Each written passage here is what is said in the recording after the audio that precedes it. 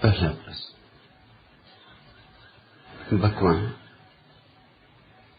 आप कहते हैं कि धर्म स्वीकार है, तथाता है, और आप यह भी कहते हैं कि धर्म विद्रोह है। धर्म एक साथ तथाता और विद्रोह दोनों कैसे? आनंद मैत्रेय।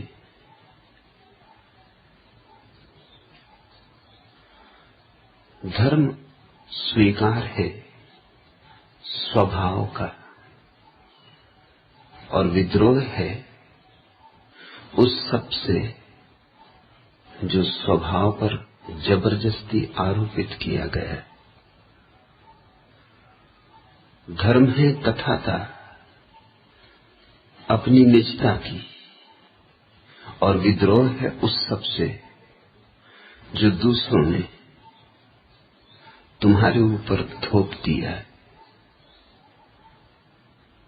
धर्म है तथाता चैतन्य के संबंध में, और विद्रोह है समाज से, परंपरा से, रूढ़ी से, संस्कारों से। जैसे ही बच्चा पैदा होता है, समाज उसे अपने रंग ढंग में ढालना शुरू कर देता है। कोई चिंता नहीं करता उसके स्वभाव की। किसी को फिक्र नहीं कि वह जूही होने को है कि गुलाब कि चंपा कि कमल। किसी को फिक्र नहीं वह प्रार्थना से परमात्मा को जान सकेगा या ध्यान से। कृष्ण उसे भाएंगे कि बुद्ध। सूफियों का रास्ता उसके मन को आनंद देगा कि ज़ेन का रास्ता। योग उसके अनुकूल होगा या प्रतिकूल। किसी को चिंता नहीं है उसके स्वरूप की। चिंता है इस बात की कि मैं जो मानता हूं, चाहे मेरे मानने से मुझे भी कुछ न हुआ हो, मगर वही इस छोटे से नए आए हुए जगत में सुकुमार स्वरूप पर आरोपित कर दूं, थोप दूं। तो हिंदू घर में पैदा होगा तो उसे हिंदू होना ही पड़ेगा,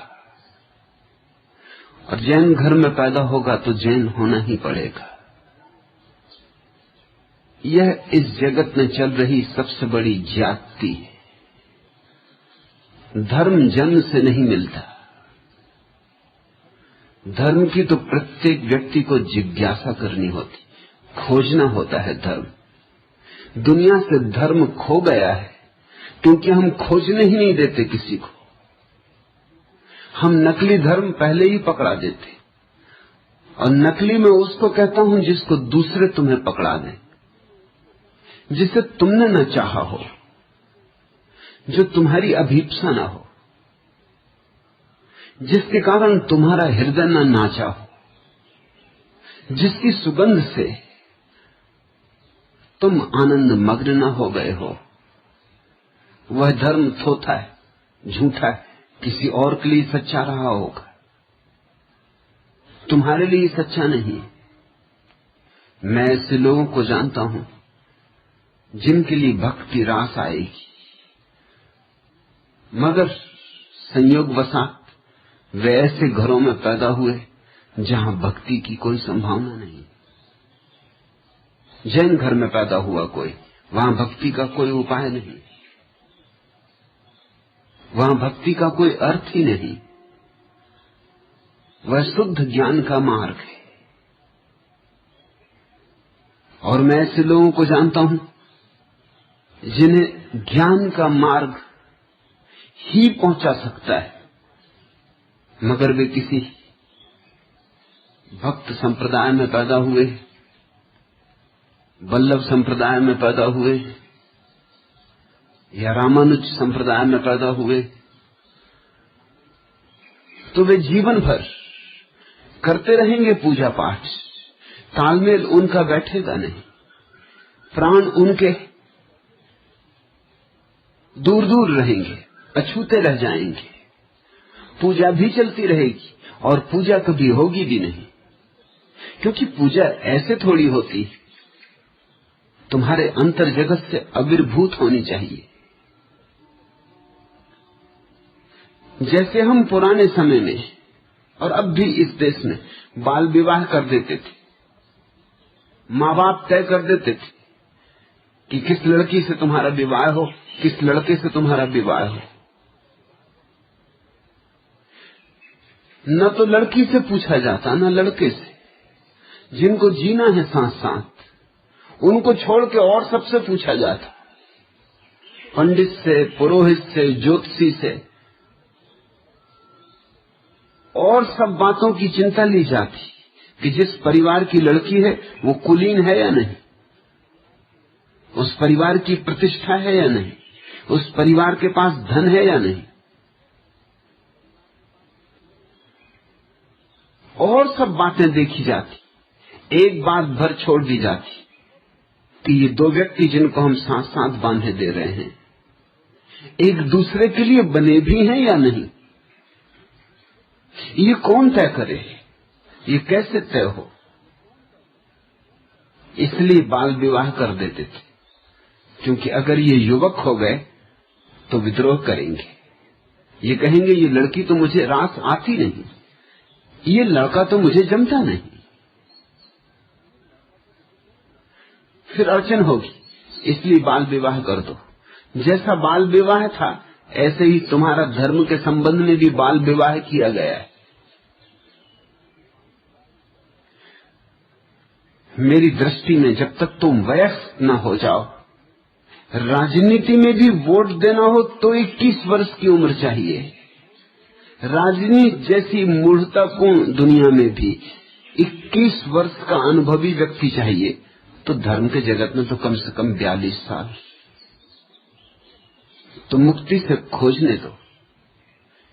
मेरे हिसाब से 42 साल की उम्र तक आते आते व्यक्ति इस योग्य होता है कि तय कर पाए जीवन के कड़वे मीठे अनुभव, भूल चुके, भटकना, फिर लौटना, प्रयोग, बहुत से प्रयोग ऐसे धीरे धीरे निचोड़ पाता है सार को कि अब मैं कहां जाऊं, कौन मंदिर मेरा मंदिर, कौन सा मंदिर मेरी मधुशाला बनेगा, कहां मैं मस्त हो जाऊंगा, कहां उठेगी महक मेरे जीवन में। जब तक कोई व्यक्ति स्वयं नहीं खोजता तब तक उस पर हम जो भी थोप दें, और हम बड़ी अच्छी भावना से ही थोपते। मैं ये नहीं कह रहा हूं कि माँ बाप की कोई बुरी भावना होती, मगर अच्छी भावनाओं से नर्क का रास्ता पटा हुआ है। अच्छी भावनाओं से क्या होता है, दृष्टि ही नहीं, अंधे हो। अच्छी भावना क्या करेगी।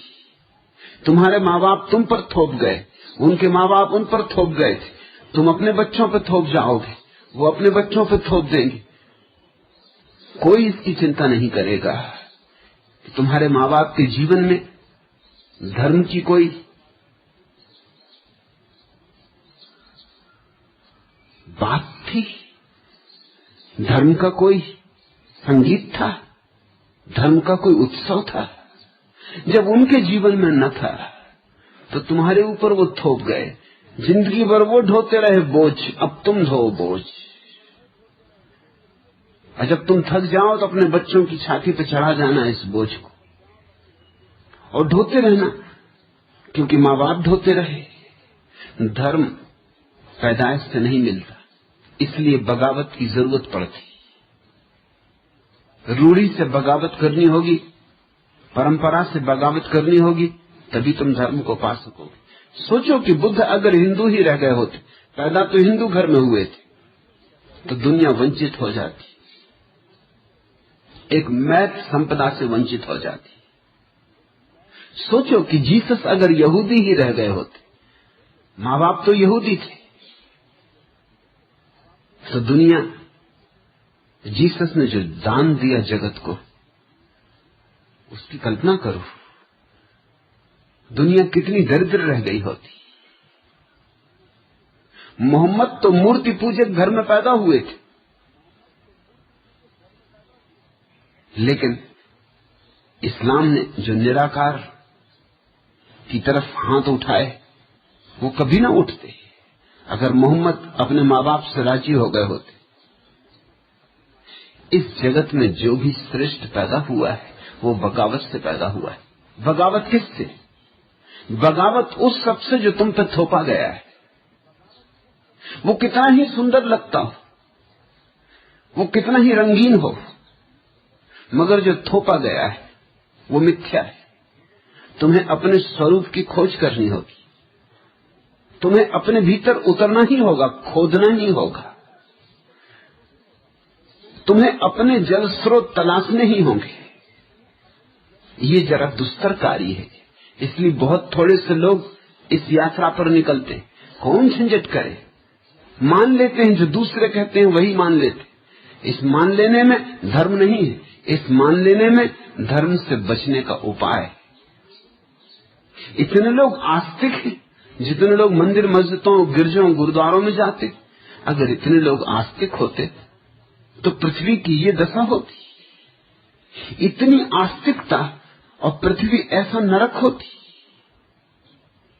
इतने मंदिर, इतने मस्जिद, इतने गिरजे, इतने गुरुद्वारे, इतने दीप, इतने नैवेद्य, इतने आराधन, इतने पंडित, इतने पुजारी, इतने पुरोहित, परिणाम क्या है? जरूर कहीं कुछ गलत हो रहा है, कहीं मौलिक रूप से गलत हो रहा है, कहीं जड़ मूल से क्रांति की जरूरत है। मेरे देखे जो सबसे बुनियादी भूल हो रही है वह भूल है हम धर्म को थोप रहे। और सभी धर्म गुरु बड़े उत्सुक होते हैं कि बच्चों को जल्दी से जल्दी थोप दो, यहूदी बना लो, ईसाई बना लो, हिंदू बना लो। कहीं ऐसा ना हो कि बच्चे में समझ आ जाए, खुद सोचने लगे इसके पहले उसकी खोपड़ी में भर दो जो तुम्हें भरना है। सोचने के पहले, विचारने के पहले उसे मौका मत दो, क्योंकि कौन जाने सोच विचार करे तो कहां जाए, क्या करे, फिर मुश्किल हो जाएगा। इसलिए जल्दी से पैरों में जंजीर बांध दो, हाथों में हथकड़ियां पहना दो। हाँ, हथकड़ियों को कहना आभूषण, जंजीरों को कहना कितनी प्यारी है। वेद की ऋचाएं लिख देना जंजीरों पर, कुरान की आयतें खोद देना जंजीरों पर, सोने से मढ़ देना, हीरे जवाहरात जड़ देना, खूब बहुमूल्य बना देना जंजीरों को, ताकि खुद भी छोड़ना चाहे तो न छोड़ सके, घबराए, डरे। इतनी बहुमूल्य चीजें छोड़ी जाती हैं कहीं, और फिर बाप दादे मानते रहे सदियों सदियों से, जरूर सच होगा, जरूर कुछ सच होगा। इतने लोग इतने दिन तक क्या झूठ को मानते रह सकते हैं? और मैं नहीं कहता कि झूठ है, किसी के लिए सच रहा होगा। इस मौलिक सत्य को स्मरण रखो, जो किसी के लिए सत्य है जरूरी नहीं तुम्हारे लिए सत्य हो। मेरा सत्य जरूरी नहीं तुम्हारे लिए सत्य हो। जो मेरे लिए अमृत है तुम्हारे लिए जहर हो सकता है, जो तुम्हारे लिए अमृत है मेरे लिए जहर हो सकता है। जो औषधि एक मरीज के काम की वो सभी के काम की नहीं। हर एक की बीमारी अलग है, हर एक को औषधि भी अलग चाहिए। लेकिन हम रामबाण औषधियों में भरोसा करते, बस एक ही औषधि सब में काम कर जाएगी। कोई औषधि नहीं ऐसी पृथ्वी पर जो सभी बीमारियों में काम कर जाए, और कोई जीवन सूत्र ऐसा नहीं है जो सभी के काम आ जाए। भिन्न भिन्न तरह के लोग दुनिया में, बड़ा वैविध्य, और वैविध्य है इसलिए दुनिया इतनी सुंदर है। वैविध्य है, इतना दुनिया में रस, इतने फूल खिले हैं बगियों में। जरा सोचो तो गुलाब ही गुलाब होते तो क्या करते? भैंसों को चराते। करते क्या? गुलाब ही गुलाब होते। गुलाब की कोई कीमत होती नहीं, बहुत ढंग के फूल हैं, इसलिए जगत रंगीन है, सतरंगा है, इंद्रधनुष है। ऐसे ही मनुष्य भी भिन्न भिन्न। दो मनुष्य एक जैसे मिले तुम्हें कभी? दो जुड़वा भाई भी एक जैसे नहीं होते, उनमें भी थोड़ा फर्क होता है। शायद अजनबियों को न पहचान में आता हो, लेकिन मां तो पहचानती। घर के लोग जानते हैं कि कौन कौन। लाख एक जैसे हो फिर भी बिल्कुल एक जैसे नहीं होते, थोड़ा न बहुत फासला होता है। दो व्यक्ति एक जैसे होते ही नहीं, बुद्धि भेद होगा, प्रतिभा का भेद होगा।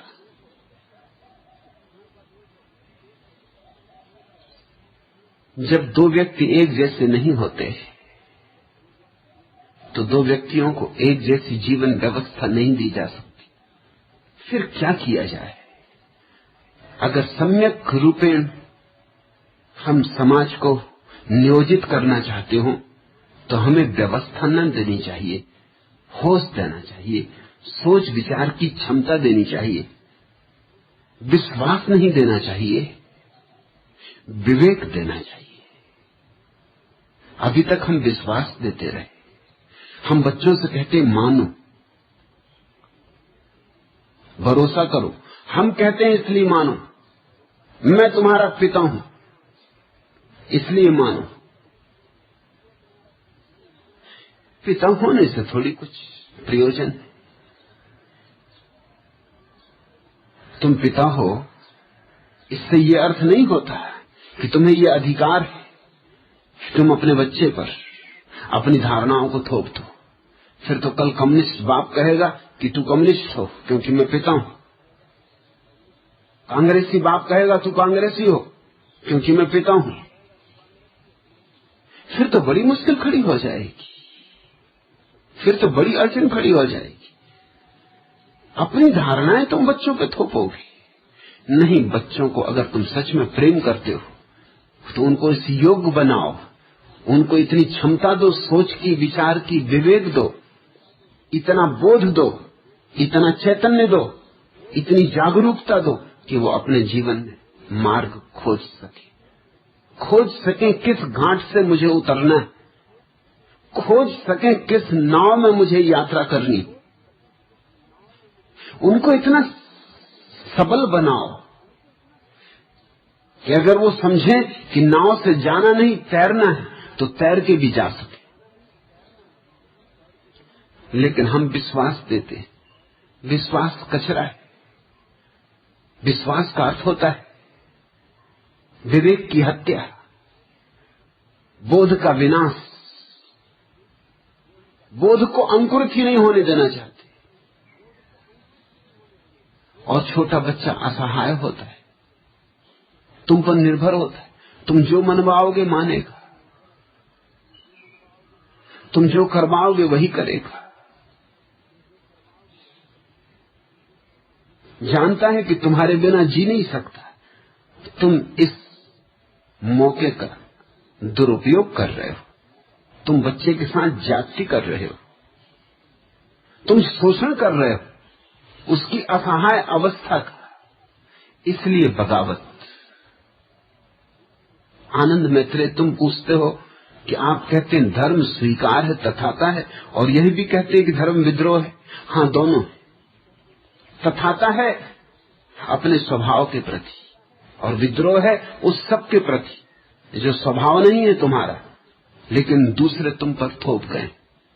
वे कोई भी हो, माता हो, पिता हो, परिवारजन हो, शिक्षक हो, अध्यापक हो, पुरोहित हो, पंडित हो, धर्मगुरु हो, वे कोई भी हो जो तुम पर थोप गए हैं, उस सब कचरे को हटा देना जरूरी है। उसको तुम हटा सको तो ही तुम्हारी आंख शुद्ध हो, तुमने देखने की क्षमता है, तुम मुक्त भाव से विचार कर सको, तलाश कर सको। परमात्मा को खोजना होता है, मानना नहीं होता। मानने वाले कभी उसे पाते नहीं। जिसने माना उसने गंवाया।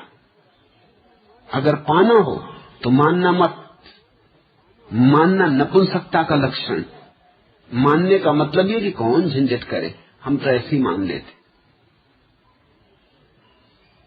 और चीजें तुम ऐसे नहीं मान लेते। तुम अगर भिखमंगे हो और मैं कहूं कि नहीं तुम भिखमंगे नहीं हो, तुम तो सम्राट हो, मान लो, तुम नहीं मानते। तुम कहते ऐसे कैसे मान ले।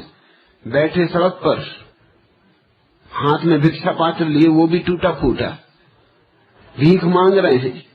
भीख तो आप देते नहीं, उल्टा कहते हो तुम सम्राट हो, मान लो। ऐसे कैसे मान ले। और मैं मान लूंगा तो क्या होता है। अभी भोजन मुझे खरीदना है, दुकान वाला तो नहीं मानेगा, वो कहेगा पैसे लाओ। लेकिन जिनको ईश्वर का कोई पता नहीं, उन भिखमंगों को तुमने समझा दिया है, मनवा दिया है कि ईश्वर है, मान लो। जिनको आत्मा का कुछ पता नहीं, उनको पिला दिया है, मां के दूध के साथ घोंट घोंट के पिला दिए हैं शास्त्र कि मान लो आत्मा है। और यही बात नास्तिक देशों में की जा रही। कोई भेद नहीं है। रूस में, चीन में अब ये समझाया जा रहा है कि न कोई परमात्मा है न कोई आत्मा है, तुम पिला दो। अब ये पिलाया जा रहा है। बच्चे इसी को पी रहे हैं। बच्चे तो मुसीबत में, जो पिलाओगे वही पिएंगे। बच्चे कर भी क्या सकते। बच्चों को धोखा देने के लिए देखा, माताएं बाजार से रबर के धोखे खरीद लाती, चुसनी। अब गरीब बेटा, उसको कुछ पता नहीं, वो झूले में पड़ा है, उसको भूख लगी, वो रोता, उसके मुंह में चुसनी थमा दी। वो गरीब रबर को चूसता रहता।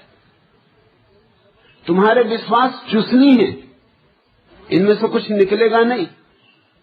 चूसो कितने, थक जाओगे और कुछ भी नहीं होगा। मगर छोड़ते भी ना बनेगा, क्योंकि जो पकड़ा गए उनके प्रति अनादर होता मालूम होता है। जो पकड़ा गए उनका तुम पे इतना प्रेम था कि गलत कैसे पकड़ा जाएंगे। वो तो यही बड़ी अच्छी बात है कि बच्चे बड़े होकर चुस्नियां छोड़ देते। नहीं तो कहें हमारे बाप दादे दे गए, ऐसे छोड़ सकते। तो तुम जगह जगह लोगों को देखोगे चुस्नियां लगाए चले जा रहे। मगर चुस्नियों की आदत पड़ जाती, वो नहीं छूटती। तो कोई पान चबा रहा है, कोई तमाकू चबा रहा है, कोई सिगरेट पी रहा है। ये सब चुस्नियों के परिपूरक है। तुम मनोवैज्ञानिकों से पूछो। मनोवैज्ञानिक कहते हैं कि जब तक हम बच्चों को चुस्नियां पकड़ाते रहेंगे, तब तक दुनिया से तमाकू और पान और सिगरेट, इस तरह की चीजें मिटाई नहीं जा सकती। कुछ न कुछ मुंह में चाहिए बच्चे को। चुस्नी तो दबा नहीं सकता, क्योंकि लोग क्या कहेंगे। तो बड़ों के लिए हमने जरा और तरह की चुस्नियां बना ली, जो और घातक है। चुस्नी तो बिल्कुल निर्दोष है, कुछ मिलेगा नहीं, ये ठीक है, मगर कम से कम जहर तो नहीं फैलेगा शरीर में। लेकिन तमाकू चबा रहे हैं। तमाकू भी कोई चबाने जैसी चीज, लेकिन अभ्यास तो तुम जिस चीज का कर लो। लोग धुआं पी रहे हैं, जैसे शुद्ध हवा पीते पीते बिल्कुल थक गए।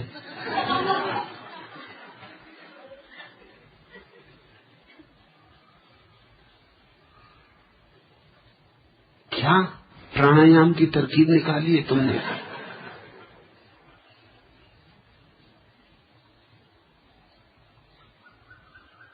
ये सब चुस्नियां हैं। मेरे पास अगर कोई आके पूछता है कि मैं सिगरेट कैसे छोड़ूं, तो मैं उसको कहता हूं छोड़ने का एक ही उपाय। और मैंने बहुत लोगों की सिगरेट छुड़वाई। सिगरेट छोड़ने में मेरी कोई आकांक्षा नहीं कि कोई छोड़े, क्योंकि मैं ये नहीं मानता कि सिगरेट पीने वाला नरक जाएगा।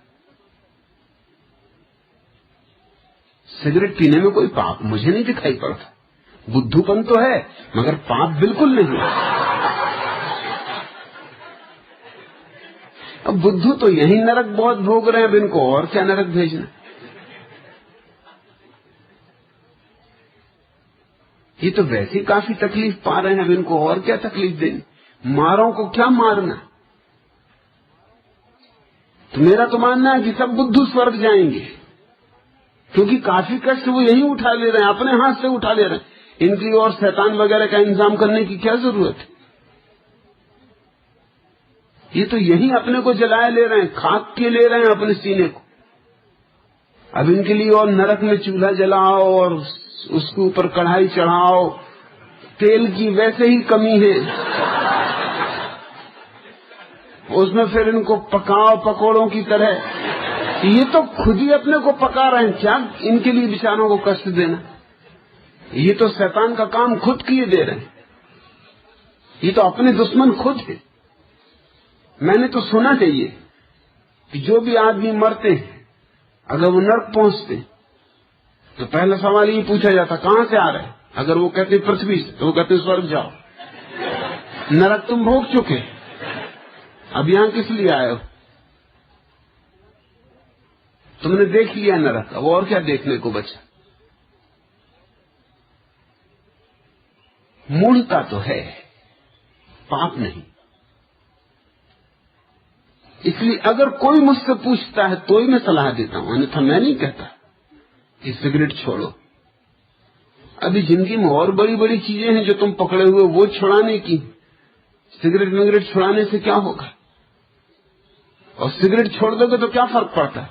कुछ और पकड़ लोगे, क्योंकि अगर मूल जड़ कहीं और है तो बीमारी इधर से बदल के दूसरी तरफ से प्रकट होनी शुरू हो जाएगी। स्त्रियां कम से कम भारत में सिगरेट नहीं पीती, अशोभन माना जाएगा, स्त्री की लज्जा। पुरुष ही समझाते रहे उनको, खुद तो मजा लेते रहे जिस जिस चीज का लेना है, स्त्रियों को समझाते रहे कि तुम सती हो, सीता हो, सावित्री हो। अब सीता मैया सिगरेट पिए जैसे मर्द बच्चों की बात और है, ये पुरुष ही समझाते रहे।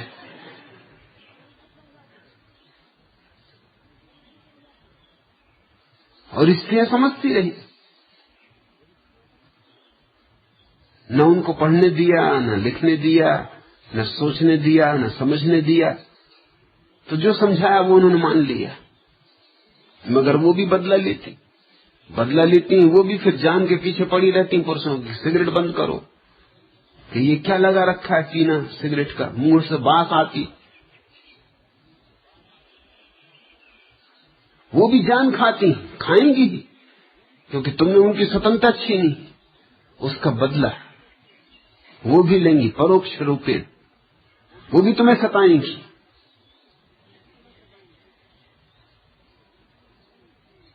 स्त्रियां सिगरेट नहीं पीती तो वो बकवास करती, मुंह चलाना तो पड़ेगा ही ना।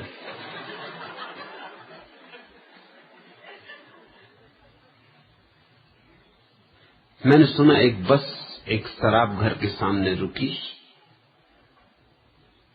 बड़ी लंबी बस, ड्राइवर उतरा और उसने आके शराब घर के मालिक को कहा कि तुम्हें थोड़ी अड़चन तो होगी, ये बस में 60 लोग हैं, ये सब बहरे हैं और गूंगे हैं, ये बहरे गूंगों के आश्रम के निवासी, इनको हम नगर घुमाने आए थे। ये सब कह रहे हैं कि थोड़ी शराब चख लें। इन बिचारों को मौका भी कभी मिला नहीं, एक अवसर मिल गया है बाहर आने का, तो थोड़ी थोड़ी सबको पिला दो। मगर ये बोल नहीं सकते, सुन भी नहीं सकते, तो तुम इनके इशारे समझ लो।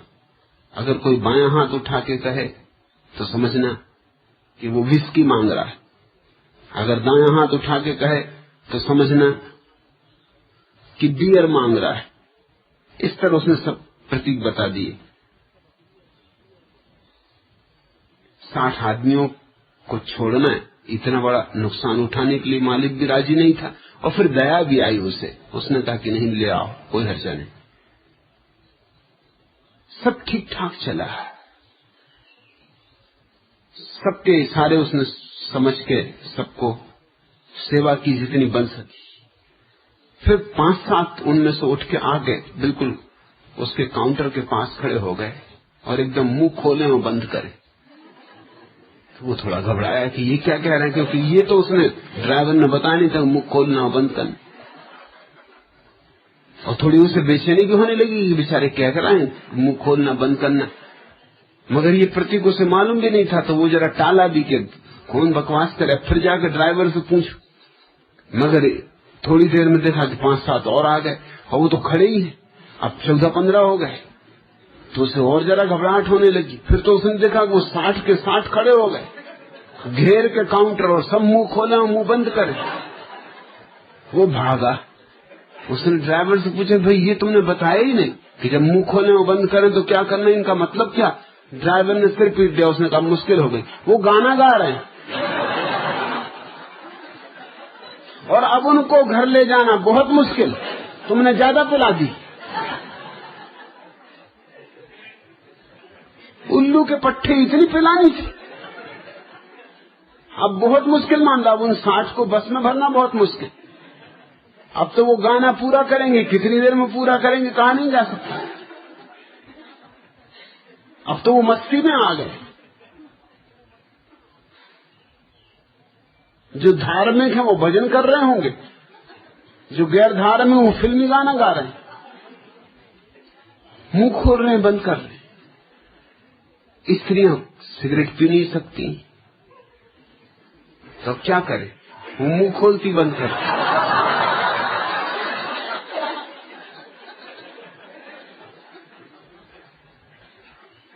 वो एकदम लगी रहती चर्चा, उनकी चर्चा का अंत ही नहीं आता। बात में से बात निकालती रहती, बेबात की बात निकालती रहती। ये सब चुस्नियां हैं जो बचपन में दी गई थी, फिर तुमने छोड़ दी, मगर वो आदत नहीं छूटी। वो आदत अभी भी पकड़ी हुई। वो आदत बहुत गहरी हो गई। तुम्हारे विश्वास भी बस चुस्नियां हैं, तुम्हें पकड़ा दिए। थोथे हनुमान जी के मंदिर के सामने से निकले, एकदम झुककर नमस्कार। न तुमने कभी सोचा कि ये पत्थर जिसको कुछ लोगों ने पोत पात के खड़ा कर दिया है, ये कैसे? हनुमान जी क्या कर रहे हो तुम? कहां सिर झुका रहे हो? किस लिए सिर झुका रहे हो? नहीं, मगर सिर झुकी जाता है एकदम से। बचपन से झुकता रहा, माँ बाप पकड़ पकड़ के झुका गए, बिठा गए भाव, डर बिठा गए कि अगर सिर नहीं झुकाया तो मुश्किल हो जाएगी। एक गांधीवादी सज्जन का पत्र आया है, फोन भी आया कि आप इंदिरा को कहें इस भारत पुण्य भूमि में ऐसा कार्य नहीं होना चाहिए। सुना है कि अब फिर बंदर अमेरिका भेजे जा रहे हैं, और बंदर तो बजरंग बली के प्रतीक है, हनुमान जी के प्रतीक है। बंदरों को अमेरिका बेचना ठीक नहीं।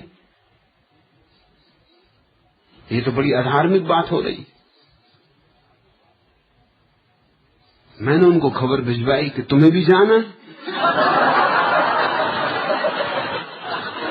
तो बड़ी कृपा होगी, और बाकी गांधीवादियों को भी ले जाओ, और जितने बजरंग बली के भक्त हों उनको भी ले जाओ, छुटकारा करो यहां से। और बजरंग बलियों को भी लेते जाओ, जगह जगह बहुत है, उनको भी ले जाओ। सब भक्तों को जिनको भी ले जाना ले जाओ, छुटकारा करो, पिंड छोड़ो। बंदर ही न चले जाएं। लखनऊ में एक बंदर पागल पिछली दफा हो गया, तो उसको पुलिस पकड़ न सके, क्योंकि हिंदू खिलाफ। उसको पकड़ो तो मतलब हनुमान जी को पकड़ गए। और बंदर पक्का लफंगा था वो, वो लोगों को सताए, खासकर रिक्शे वालों के खिलाफ था वो। पता नहीं क्यों, शायद रिक्शे वाले बिठालते ना हो बंदरों को।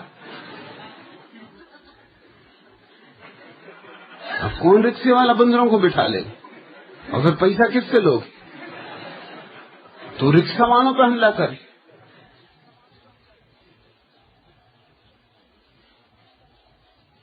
उत्तर प्रदेश की विधानसभा में तक सवाल खड़ा हुआ कि अब क्या करना है। इस तरह की मूर्ता सिर्फ इस पुण्य भूमि में ही हो सकती कि विधानसभाओं में इस पे विचार विमर्श हो कि अब करना क्या है। मतलब बंदर को पकड़ा जा नहीं सकता, गोली मारी नहीं जा सकती। अरे बंदर कोई कुत्ता थोड़ी कि गोली मार दो। वो तो तुम कुत्तों को गोली मार देते हो, म्युनिसिपल कमेटी के लोग पकड़ के ले जाते, तो बड़ा अच्छा है कि कुत्तों का कोई धार्मिक परंपरा नहीं है, नहीं तो बड़ी मुश्किल खड़ी हो जाती। वो तो क्यों लोग चूहों को भी मारने दे रहे हैं, ये भी हैरानी की बात है। वो गणेश जी का वाहन है।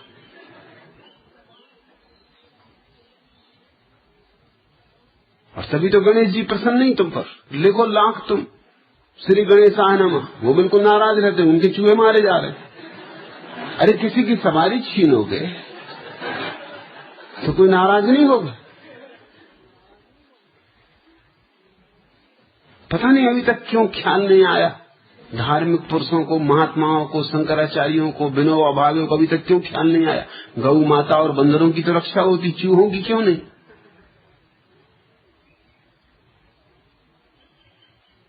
मूर्खतापूर्ण बातें जो भी हमें पकड़ा दी जाएं, वो फिर हम जिंदगी भर पकड़े बैठे रहते। इसलिए विद्रोह